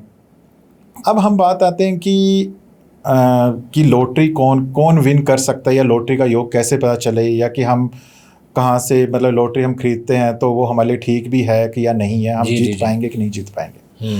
तो मैं बताना चाहता हूँ, देखो पहली बात तो ये कि जो लॉटरी का जो योग होता है या अचानक धन प्राप्ति का योग होता है वो हर किसी के जीवन में नहीं होता। ओके, ठीक है। अगर ऐसा होने लग गया तो फिर तो कोई भी इंसान गरीब नहीं रहेगा। जी जी। फिर तो सब आएंगे, हाँ जी हमारे लिए पूजा करो, लॉटरी लगाओ। ये बहुत रेयर चांस है और ऐसा भी नहीं है तो कि भाई किसी के जीवन में होता ही नहीं है। ठीक है। हमारे पास, जैसे आपने बताया कि आप बाहर गए थे, आपने लॉटरी खरीदे, बिल्कुल हमारी जो क्लाइंट बेस है, हमारी भी आउट ऑफ कंट्री में काफ़ी हमारे क्लाइंट हैं जी। ठीक है। काफ़ी सारे लोग हमारे पास आते हैं कि पंडित जी मैं इतने टाइम से लॉटरी खेल रहा हूँ लेकिन कभी जीत नहीं पाया, मैंने इतना गैम्बलिंग की है, इतना पैसा किया, मैंने इतना पैसा बर्बाद कर दिया। ठीक है। हम भी ये चाहते हैं, देखो गैम्बलिंग किसी, मतलब गैम्बलिंग से कोई भी इंसान आगे नहीं बढ़ा है, जुआ किसी का नहीं हुआ। हाँ बिल्कुल। ठीक है। और ना ही हम इस चीज़ को प्रमोट करते हैं। जी जी जी। हम बात कर रहे हैं कि ये जो लॉटरी है, मैंने बताइए काफ़ी सारे क्लाइंट्स हमारे पास आते हैं कि भाई हमने लॉटरी खरीदी लेकिन हम विन नहीं कर पा रहे, हमारे 2 नंबर आ रहे हैं, कभी 3 नंबर आ रहे हैं। ठीक है। आई थिंक ये कनाडा में लोटो मैक्स जी 1 to 49 मैंने सारी चल रही है। और अपने इंडिया में भी ये जैसे लक्ष्मी बम्पर प्राइज या काफ़ी सारे चलते हैं, Diwali bumper prize, Holi bumper prize, ठीक है, काफ़ी सारे चलते हैं। तो हम जब उनके हॉरोस्कोप देखते हैं, चेक करते हैं, तो हम देखते हैं कि यार आपके जीवन में ऐसा योग नहीं है। हमारे पास आप मान लीजिए कि लाखों के बेस में क्लाइंट आता है, ऐसा नहीं है कि भाई बिल्कुल भी नहीं है, उनमें से आप 95% तो आप मान के चलो कि उनके जीवन में योग नहीं होता। और उनको हम साफ मना कर देते हैं कि आप अपना पैसा और अपना टाइम इन चीज़ों में ना वेस्ट करो, क्योंकि ये जो चीज़ होती है ना हर किसी के जीवन में नहीं होती है। ठीक है। ऐसा भी नहीं है कि भाई किसी के बिल्कुल नहीं होते, ऐसा भी नहीं है, होती है। जैसे मैंने आपको बताया कि हर किसी के जीवन में तो होती नहीं है ये, लेकिन अब हमें ये जानना है कि जैसे मैंने बताया कि 95% तो ये किसी के जीवन में इसका योग बहुत कम होता है। अब जो 5% जो योग होते हैं वो हमें देखना पड़ता है कि इनको ये चीज़ कैसे मिलेगी। ठीक है। तो वो हमें इसमें किया जाता है एस्ट्रोलॉजी और न्यूमरोलॉजी दोनों को मिक्स। ओके। क्योंकि इसमें नंबरों का भी खेल होता है जी। सबसे पहले हम देखा जाता है कुंडली हॉरोस्कोप में दूसरा, आठवां। आप जब आप बोलोगे कि भाई ये तो हमारे आयु का घर होता है, जी, एज का, डेथ हाँ, डेथ का घर होता है, लेकिन ये रिसर्च का घर भी होता है, रिसर्च का, हाँ, खजाने का भी घर होता है ये। दूसरा, 8वां और 11वां, एक तो वहां से हमें देखना पड़ेगा कि इस जातक की कुंडली में धन का योग है या नहीं है। ठीक है। अचानक धन प्राप्ति का योग, अचानक धन प्राप्ति क्या कई बार ऐसे भी हो सकती है कि जैसे मान लो कि कई बार किसी के पास जमीन जायदाद आता है कि उसका कोई वैल्यू नहीं होती। जी जी जी। ठीक है। और जब उसका योग वो प्रबल होता है तो वही जमीन करोड़ों में चली जाती है। ये मैंने सुना, देखा भी है मैंने ऐसा। ठीक है ना। तो वो क्या होता है ना कि उसको मतलब अचानक धन प्राप्ति का योग उसको बन गया कि वो उसकी पैतृक संपत्ति थी लेकिन उसको अचानक से वो चीज उसको मिली है। जी जी जी। ठीक है। अब हम बात कर रहे हैं लॉटरी की। ठीक है। कि लॉटरी में जैसे मैंने बताया ना कि ये तीनों घर पहले देखे जाएंगे, साथ में हमें न्यूमरोलॉजी का देखा जाएगा। ओके। ठीक है। उन सबको देखने के बाद इसमें काफी सारी हमें देखना पड़ेगा कि इसका योग कब बनता है। ओके। ठीक है। उसके हिसाब से उसको कौन सा दिन, कौन से नंबर, कौन से टाइम पे उसको वो चीज़ें लॉटरी वगैरह खरीदनी चाहिए। ठीक है। क्योंकि अगर उनके जीवन में योग है तो वो डेफिनेटली मिलेगा, लेकिन एस्ट्रोलॉजी और न्यूमरोलॉजी दोनों को हम कंबाइन करके ओके। ठीक है, उस चीज़ को जोड़ के कि उनको बताएंगे कि भाई आपके लिए ये दिन शुभ है, आप इस दिन ये यहाँ से आप परचेज करो, खरीदो, और कौन से टाइम पे आपको निकलना है, कौन से टाइम पे आपको किसी को साथ लेके जाना भी है कि नहीं जाना है, उस टाइम पे खरीदो आपको डेफिनेटली आप ये विन करोगे। और मैं आपको बताना चाहूँगा कि बाहर हमारे कम से कम 10 से 11 क्लाइंट ऐसे हैं जिन्होंने लॉटरी विन की है। विन की है? हाँ, क्या बात है। ठीक है, लेकिन अब क्या है ना कि सबकी देखो प्राइवेसी होती है, इसलिए हम उनका नाम नहीं ले सकते। लेकिन उन्होंने बताया कि हमें काफ़ी टाइम से वो कर रहे थे। काफ़ी क्लाइंट ऐसे भी थे हमारे पास जो काफ़ी टाइम से कर रहे थे, लेकिन उनको हमने साफ मना कर दिया कि आप इसको ना करो, क्योंकि इसमें आप अपना टाइम और पैसा दोनों आपका वेस्ट होएगा। पंडित जी, जैसे आपने बोला कि 95% तो उनके योग नहीं होते, आप देखते हो, हॉरोस्कोप देखते हो, आपको पता चल जाता है कि नहीं, इनके जीवन में अचानक धन प्राप्ति का नहीं है। जो 5% है उनका भी मैं मान सकता हूँ कि न्यूमरोलॉजी प्लस एस्ट्रोलॉजी आपने बताया, कैलकुलेशन करके कितनी एक्यूरेसी है कि जो 5% है उनमें से कोई विजेता हो सकता है? देखो, डेफिनेटली जो मैंने आपको बताया, जो विन हुए हैं वो 5% में से ही हुए हैं। जी। लेकिन उसमें क्या है कि कुछ हमारे रूल्स होते हैं, कुछ नियम होते हैं, उनको फॉलो करने पड़ते हैं। जैसे मैंने आपको बताया कि हमें इस टाइम पीरियड पे, इस दिन पे हमें वो चीज़ खरीदनी है। ओके, कोई स्पेशल डे पे? हाँ, स्पेशल डे पे खरीदनी है। और अगर आपने जाना है तो किसी को साथ लेके जाना है कि नहीं जाना है, ठीक है। और जो हमने योग उनके जीवन में हॉरोस्कोप में चेक किया है जी, वो अगर प्रॉपर है तो डेफिनेटली वो 5% विन करते ही करते हैं। क्या बात है। हाँ, वो योग, देखो इसमें योग सबसे मस्ट है। अगर वो योग नहीं है ना, चाहे आपको सामने अगर आपके धन भी पड़ा होगा ना, वो लॉटरी के नंबर आपको लगेगा कि ये मैं यही आने हैं, तो वो भी नहीं आएंगे। पंडित जी, नेक्स्ट टॉपिक है हमारा नज़र दोष। कोई अच्छा मकान बनाता है तो एक भूत की तस्वीर लगाई जाती है कि नज़र ना लगे, बिल्कुल बुरी एक तस्वीर लगाई जाती है। तो काफ़ी नींबू मिर्ची लगाते हैं कि बुरी नज़र से बचा जाए। वो नज़र ऐसी चीज़ है, मुझे लगता है कि पत्थर को भी चीर देती है जो बुरी नज़र होती है। तो एस्ट्रोलॉजी के हिसाब से, ज्योतिष विद्या के हिसाब से इसको कैसे ख़त्म किया जाए और इसका क्या प्रभाव होता भी है, या हम इंसानों ने ऐसे बना लिया कि यार उसने नज़र लगा दी तो पंजाब में मिर्चां वारी जाती हैं, 7 बार मिर्चें वार के लाल मिर्च उसको साड़ दिया जाता है अग्नि में। तो नज़र दोष कॉन्सेप्ट के बारे में बताएं, क्या ये होता है, नहीं होता, और अगर इसका प्रभाव होता है इसको कैसे ख़त्म किया जाए? बिल्कुल अमन जी, देखो मैं आपको बताना चाहूँगा, नज़र दोष या नेगेटिव एनर्जी बिल्कुल डेफिनेटली होती है, ठीक है। और इसका जो प्रभाव है, कहने में तो बहुत छोटी सी चीज़ है कि नज़र लग गई और हम भी इस चीज़ को इतना गौर नहीं करते, लेकिन जैसे आपने बताया कि नज़र का पत्थर को भी लग जाए तो उसके भी टुकड़े टुकड़े हो जाते हैं। अब हमें पता कैसे लगे कि हमारे घर पे कोई नज़र लगी है या नेगेटिव एनर्जी का प्रभाव है भी है कि नहीं है? जी, इसके लिए मैं आपको ना अपने एक क्लाइंट की स्टोरी बताता हूँ। जी, एक क्लाइंट है मेरा, वो यूएस में रहता है, अच्छा सेटलमेंट है और अच्छा बिजनेस है, सब कुछ चल रहा है, बड़ा अच्छी अपनी लाइफ, उनकी बहुत अच्छी परफेक्ट लाइफ चल रही है। ठीक है जी, चल रही एकदम, अभी भी बढ़िया से चल रही है। तो उनका 6 महीनों से काम में अचानक से रुकावटें आने शुरू हो गई, चीज़ें ख़राब होनी शुरू हो गई, घर का माहौल ख़राब होने शुरू हो गया। तो उन्होंने फ़ोन किया कि पंडित जी आप देखो मेरा हॉरोस्कोप, कि यार क्या बात है, हम तो इतना सब कुछ एकदम हर चीज़ करते भी हैं, और क्या ऐसा क्या चीज़ हो रही है जो हमें डे बाय डे डाउन करती जा रही है। हम मेहनत भी, कर्म भी पूरे कर रहे हैं जी, लेकिन फिर भी हमारा ये क्या ऐसी चीज़ है कि हमें आगे नहीं बढ़ने दे रही है जी। तो मैं चलो कोई नहीं, आप उनका हॉरोस्कोप वगैरह हम चेक किया, हमने देखा हॉरोस्कोप भी अच्छा उनका, ठीक है, सारे ग्रह अच्छे, ग्रहों की महादशा चेक की, वो भी अच्छी उनका, कोई दोष वगैरह, कोई पितर दोष वगैरह, कोई ऐसा वैसा, वो भी उनका सारा ठीक है। ठीक है, तो मैंने बोला कि आपकी है ना हॉरोस्कोप तो यार बिल्कुल परफेक्ट है, उसमें ऐसी कोई चीज़ नज़र नहीं आ रही जी। तो पंडित जी बोले कुछ ना कुछ तो कमी है, आप ऐसा करो कि आप हमारे लिए नवग्रह की शांति या पूजा पाठ आप कर दो। चलो मैं को चलो ठीक है। कई बार होता है कि कुछ ग्रहों का ऐसा कोई इफेक्ट आ जाता है, कोई अगर हस्बैंड जैसे वाइफ का आ गया, कई बच्चों के कुछ ग्रहों का आ गया, तो मैं चलो ठीक है जी। उन्होंने बोला कि आप हमारे लिए ये पूजा कर दो, मैं चलो ठीक हम कर देते, कोई इशू नहीं है।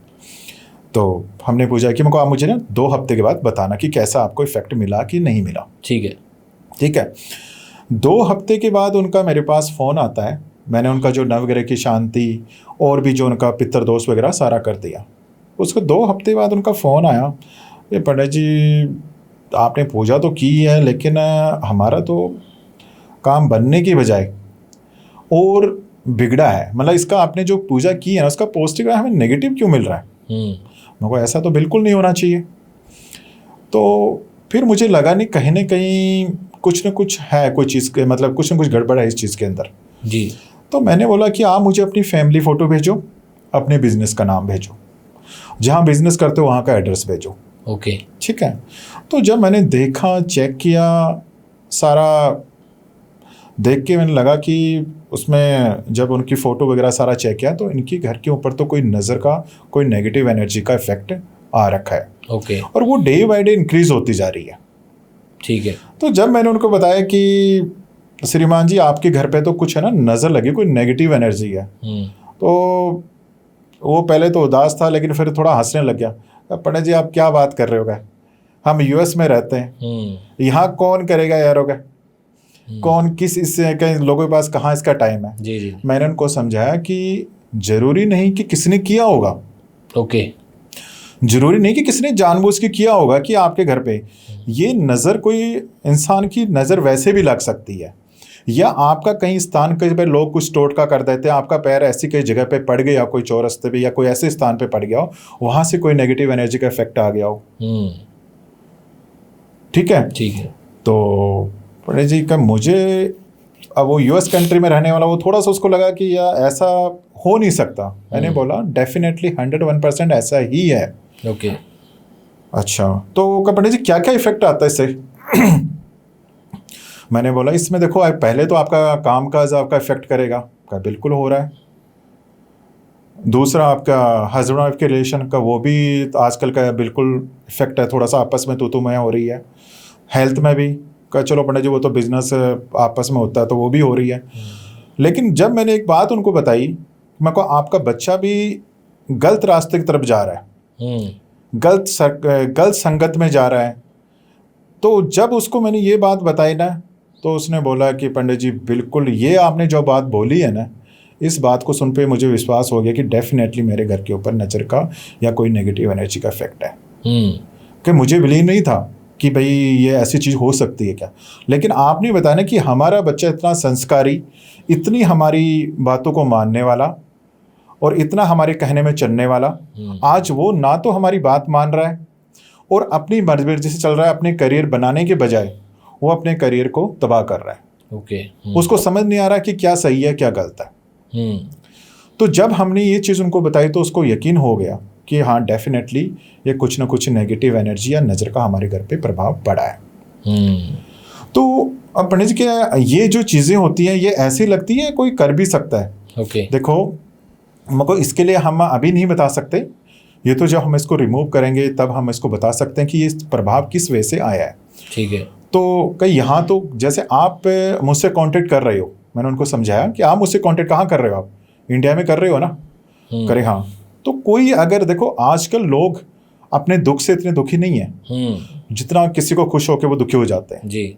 ठीक है, हो सकता है, मैं ये नहीं करूँगा 100% हो कि किसी ने कराया हो सकता है किसी ने, जैसे आप मुझसे काम करा रहे हो कहीं से उन्होंने भी कुछ ना कुछ ऐसा टोना टोट कर या कोई चीज़ आपके घर परिवार पे करती हो सकता है। ठीक है, तो ये चीज़ सुनने के बाद उनको यकीन हुआ। उसके लिए उनको हमने कुछ घर में कुछ उपाय करने के लिए बताए, कुछ अपनी तरफ से कुछ ऐसे उपाय किए जिसके करने के बाद ज़्यादा नहीं 2-3 वीक्स का समय जरूर लगा, लेकिन उनकी जो गाड़ी थी जो ट्रैक से आउट हो चुकी थी वो फिर से उसी ट्रैक पे आ गई। और आज वो हमारा इतना अच्छा क्लाइंट है कि हर काम हमसे पूछ के ही करता है। जरूरी नहीं कि इंसान को प्रॉब्लम्स के लिए ही जरूरत पड़ती है, कोई बिजनेस करता है, बच्चे की मैरिज करता है, कोई अच्छा कार्य स्टार्ट करता है तो उसके लिए भी जरूरत पड़ती है। जी जी। तो आज उनके हमारे जो क्लाइंट है उनके अच्छे रिलेशन है हमारे, तो उसका इतना ट्रस्ट बन गया है कि वो अपना कोई भी घर का काम हमसे सलाह लिए बिना नहीं करता। क्या बात है। तो यार ये तो है कि नज़र दोष होता है और बुरी नज़र लग जाती है लोगों की। आपने सही बोला कि लोग दुखी इसलिए नहीं है, किसी का सुख देख के ज़्यादा दुखी है। बिल्कुल। तो इन चीज़ों का प्रभाव पड़ता है। और कम हो तो उसका समाधान ऐसे पूजा पाठ करके हो जाता है, लेकिन अगर ज़्यादा प्रभाव हो तो आपको किसी नॉलेजेबल एस्ट्रोलॉजर या गुरु की ज़रूरत पड़ती है उसके लिए। बिल्कुल जी। पंडित जी, नेक्स्ट टॉपिक है हमारा जेमस्टोन्स। इसके बारे में हम ना जो एक्टर्स हैं या बिजनेसमैन हैं, हमने देखा है उन्होंने जेमस्टोन्स डाले होते हैं। जैसे मैंने सुना था कि अमिताभ बच्चन जी ने नीलम डाला हुआ था, और हमारे सलमान खान है सल्लू भाई, उन्होंने ब्लू कलर का चेन में डाला हुआ है जेमस्टोन्स, और बिजनेसमैन है धीरू भाई अंबानी, उन्होंने जेमस्टोन्स डाले हैं। तो मैं पूछना चाहता हूँ कि ये जेमस्टोन्स का क्या प्रभाव होता है, ये क्यों डाले जाते हैं, क्या इससे कोई रिजल्ट मिलता भी है, या एक सिर्फ एक कॉमर्शियल या एक बिजनेस बना हुआ है ये? देखो मैं अमन जी, क्वेश्चन आपने बहुत अच्छा किया कि जेमस्टोन का, नग का हमारे जीवन में इनको क्या इनके प्रभाव पड़ता भी है नहीं पड़ता जी। देखो सबसे पहले तो मैं बताना चाहूँगा कि जेमस्टोन अगर ओरिजिनल है, ओरिजिनल अगर विधि विधान से अगर उसको पहना गया है तो डेफिनेटली वो हमारे लिए पॉजिटिव है। ओके। ठीक है। आजकल क्या हो रहा है ना, मैं बताना चाहूँगा कि जेमस्टोन का बारे में कि आजकल जैसे मान लीजिए आपने कहीं गए, किसी एस्ट्रोलॉजर को पूछा, ठीक है, जी। उन्होंने आपकी कुंडली देखी, क्योंकि कुंडली के प्रथम, पंचम और नवम भाव, ठीक है, पहला, पांचवा और नौवां भाव, जी, इस ग्रह के जो स्वामी हैं, ठीक है, वहाँ के जेमस्टोन पहने जाते हैं। ठीक है। जैसे पहले भाव में अगर बुध का है तो पन्ना पहना जाएगा, ठीक है। इस हिसाब से पंचम भाव में अगर बृहस्पति का है तो पुखराज, शनि का है तो नीलम, इसलिए उनके स्वामी के वो जो नग पहने जाते हैं। लेकिन मैंने बताया कि आजकल जो नग का है, सबसे पहली तो बात है कि ओरिजिनल नग मिलना बड़ा मुश्किल है। ओके। ठीक है, इसका रीज़न मैं बता देता हूँ। दूसरा क्या है, एक हमारे नियम का पालन करना, ठीक है। ओके। इसमें क्या होता है ना कि आजकल लोग, जैसे मान लीजिए आप कहीं गए, आपने किसी को अपनी हॉरोस्कोप दिखाई, उसने देखा और बोल दिया कि आप पन्ना पहन लीजिए, ठीक है। आपने बोला कि पंडित जी ने मुझे पन्ना बोला है, आप गए मार्केट, आपने खरीदा, डाल लिया और पहन लिया, ठीक है। दिखने में तो अच्छा लगेगा वो, लेकिन कोई उसका इफेक्ट नहीं पड़ेगा, वो जीरो है। मतलब उसका पॉजिटिव तो रिजल्ट आपको जीरो ही मिलेगा, नेगेटिव उसका जरूर मिल सकता है। क्यों? उसका रीज़न क्या है? उसका रीज़न मैं बनाना चाहता हूँ कि जैसे एक हम मंदिर बनाते हैं, उसमें जब मूर्ति रखी जाती है तो उसकी प्राण प्रतिष्ठा की जाती है पहले, ठीक है। प्राण प्रतिष्ठा करने के बाद ही जो उस मूर्ति को हम आगे उसको मंदिर को स्टार्ट करते हैं। उसी हिसाब से जो नग अगर हम पहन रहे हैं, अगर आपने कहीं से लिए, खरीदे और डाल लिए ना, तो वो जीरो है, उसका कोई वैल्यू नहीं है, उसका कोई इफेक्ट नहीं पड़ेगा। कोई भी नग अगर आप खरीदते हो, पहले उसको रखा जाता है 2 से 3 दिन कच्चे दूध के अंदर। जिस लोड के, जिस ग्रह के लिए आपने पहना हुआ है, ठीक है, उसकी मतलब उसके मंत्रों का जाप किया जाता है, ठीक है। कौन सा ग्रह है, कौन सा बृहस्पति है, शनि है, उसके जाप किए जाते हैं। कौन से दिन इसको पहना जाना चाहिए, ठीक है, कौन सा समय होना चाहिए, ठीक है, किस दिन इसको उतारना भी है। ऐसा नहीं कि आपने कंटिन्यूस इसको पहन के रखा तो भी ठीक नहीं है, किसी दिन उसको उतारना भी पड़ता है, ठीक है, ठीक है। तो ये सारी चीज़ें अगर नियम के अकॉर्डिंग हम चलेंगे ना, तो डेफिनेटली इनका हमारे जीवन के ऊपर एकदम पॉजिटिव इफेक्ट पड़ेगा, पॉजिटिव हमारे लिए एकदम अच्छा वर्क करेगा। अगर हमने ऐसे लिए, किसी ने बता दिया, खरीद लिए, पहन लिए, तो वो बिल्कुल जीरो वैल्यू, ना तो उनका इफेक्ट होएगा, पॉजिटिव तो होएगा नहीं, नेगेटिव जरूर हो सकता है। और ये जेमस्टोन सभी के लिए नहीं बनते, बिल्कुल भी नहीं। ऐसा नहीं कि हम कोई भी इंसान इसको पहनता है, हाँ, वो देखना पड़ता है कि हमारी ग्रहों की पोजीशन देखनी पड़ती है कि किसी को जरूरत है या नहीं। लेकिन सबसे बड़ी दिक्कत क्या आ रखी है आज के टाइम में कि इसकी ओरिजिनल जेमस्टोन मिलना, तो वो सबसे बड़ा एक है क्वेश्चन मार्क कि हमें ओरिजिनल जेमस्टोन कहाँ से मिले। और ओरिजिनल के बाद उसको सिद्ध करके या चार्ज करके इंग्लिश में बोले, हाँ, उसके बाद ही पहनना चाहिए। बिल्कुल बिल्कुल, उसको सिद्ध करके पहनेंगे तभी उसका इफेक्ट मिलेगा, तभी उसका रिजल्ट आएगा। अन्यथा वो तो एक, ये समझ लो कि आर्टिफिशियल आपने रिंग पहन रखी है, सिर्फ जो इसकी सिर्फ दिखावे के लिए है, उसका कोई इफेक्ट नहीं है। पंडित जी, जितने मैंने सवाल पूछे आपने बहुत ही बढ़िया तरीके से आंसर किए, बड़ी ही सरल तरीके से हमें समझाया। जैसे काल सर्प आपने बहुत बढ़िया समझाया, और ग्रहों के बारे में बताया, नक्षत्रों के बारे में बताया, गंडमूल के बारे में बताया, मांगलिक दोष के बारे में बताया, रिलेशनशिप हो गया, नज़र दोष हो गया, जेमस्टोन्स हो गए, और भी काफ़ी सारे टॉपिक्स होंगे, आप कमेंट कर देना, मैं नेक्स्ट किसी पार्ट में वो क्वेश्चन कर लूँगा, क्योंकि इतना बड़ा पॉडकास्ट हम कर नहीं सकते 2-3 घंटे का, तो एक लिमिटेड नॉलेज के लिए पॉडकास्ट रखा था। लेकिन एक इम्पॉर्टेंट क्वेश्चन है कि पहले ज्योतिष मंदिरों में होते थे ना, तो अब इंटरनेट का माध्यम से हमें नॉलेज ज़्यादा मिल गई है एस्ट्रोलॉजी। एस्ट्रोलॉजर काफ़ी तरह के हैं। अब आप तो खानदानी, आपका ज्योतिष विद्या का, ज्योतिषी में पेशा है आपका, 20 साल हो गए हैं आपको, तीसरी पीढ़ी है। लेकिन कई हैं जो आजकल जिसका पहले कुछ और बिजनेस था, लेकिन अब उनको लगा कि यार ये एस्ट्रोलॉजी सीख लेते हैं, वो 1-1.5 साल कोर्स करके और ग्रहों के बारे में जान के वो एस्ट्रोलॉजर बन गए हैं। तो जो हमारे ऑडियंस है, बिल्कुल, उनकी समस्याएं हैं, वो कैसे ढूंढे कि कौन सा एस्ट्रोलॉजर जेन्युइन है, किसके पास जाना चाहिए, ये बताइए पंडित जी कि एक अच्छे एस्ट्रोलॉजर की पहचान क्या होती है। बिल्कुल अमन जी, आज का जो टाइम है जी, वो इंटरनेट का युग है जी, आजकल। आपको पता है कि इंटरनेट पे काफ़ी सारी फेक चीज़ें भी चल रही हैं। जी, अभी मैं बताना चाहूँगा कि जैसे आपने क्वेश्चन किया कि एक अच्छा एस्ट्रोलॉजर हम या जेन्युइन या रियल एस्ट्रोलॉजर कैसे ढूंढे। जी, अब आप देख रहे होंगे कि इंटरनेट के माध्यम से हम सर्च करते हैं तो एक लिस्ट निकल आती है। जी, जी, अब इंसान का जो माइंड है वो मजबूर हो जाता है कि भाई मुझे इसमें से कौन सा सही है कौन सा गलत है।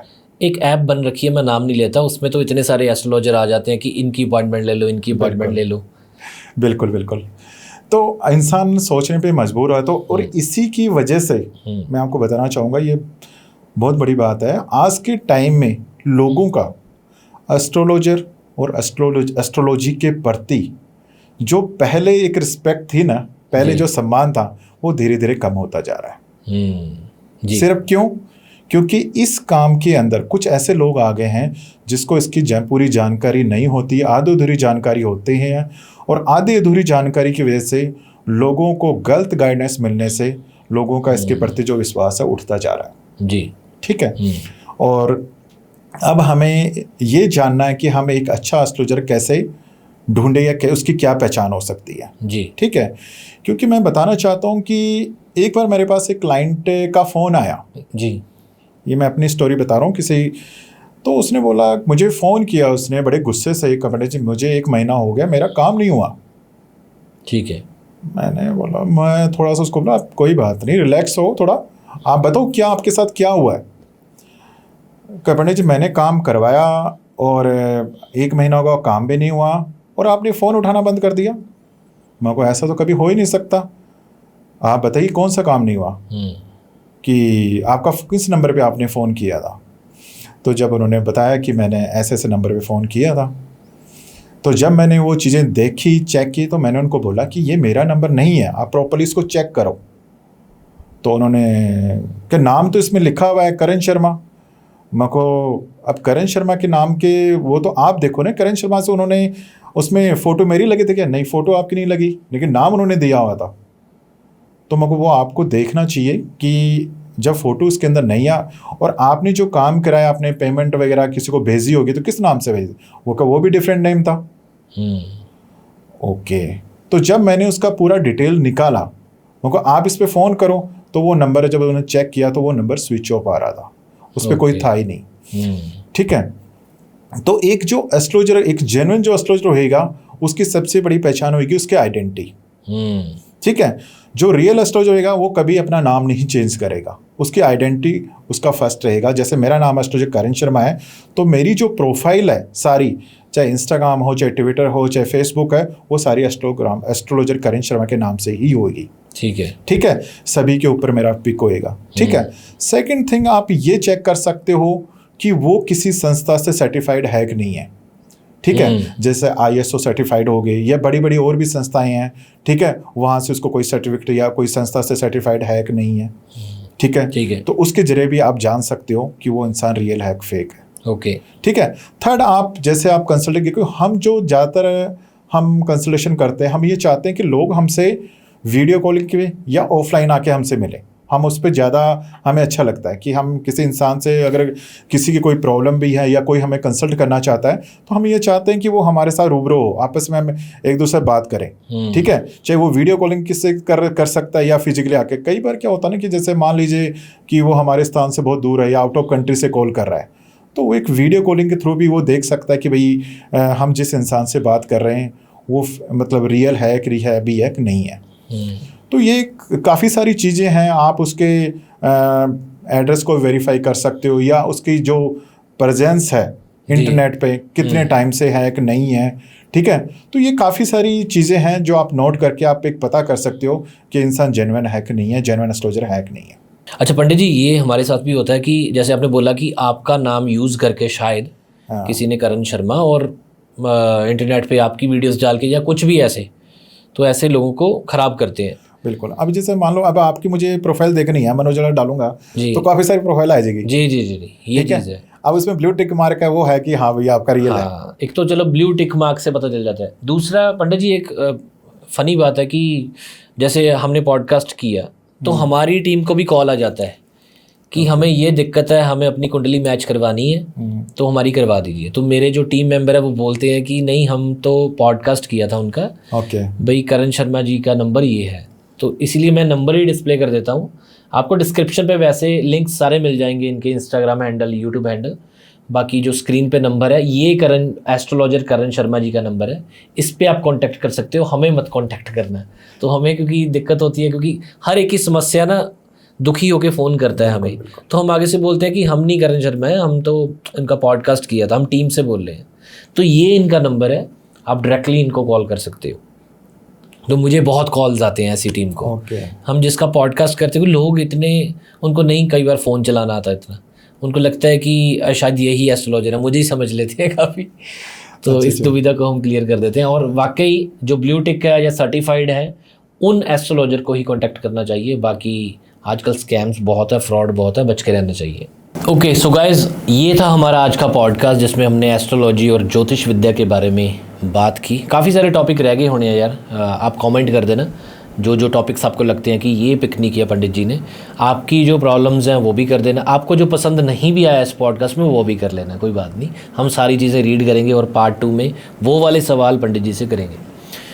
पंडित जी बहुत बढ़िया लगा, आप ना थोड़े से अलग नेचर वाले इंसान हो, अलग हो रहा है आपका, एक जेन्युइनिटी और सरल से आदमी हो कि आप जैसे इंटरनेट वाली बातें नहीं करते, आपने बड़ी सटीक तरीके से एस्ट्रोलॉजी को समझाया। बिल्कुल। और काफ़ी सारे टॉपिक्स हमारे रह गए, चलो नेक्स्ट टाइम हम उस टॉपिक्स को लेंगे। और मैं चाहूँगा दर्शक आपको देख रहे हैं, ऑडियंस को कुछ मैसेज देना चाहूँ। 2026 स्टार्ट हुआ था, बढ़िया हुआ था, लेकिन मार्च महीना आते आते ये साल थोड़ा बढ़िया नहीं लग रहा कि जंग चल रही है, वॉर का माहौल है। तो पॉजिटिविटी के लिए कोई मैसेज हो, कुछ भी आप कहना चाहो ऑडियंस को। बिल्कुल अमन जी, पहले तो आपका बहुत बहुत धन्यवाद कि आपने अपने चैनल पे हमें बुलाया। और मैं सभी अपने दर्शकों को बताना चाहता हूँ कि जैसे अभी जो साल चल रहा है 2026 का, ये अभी हमारा आप मान के चलिए कि सितंबर तक ऐसा ही चलेगा।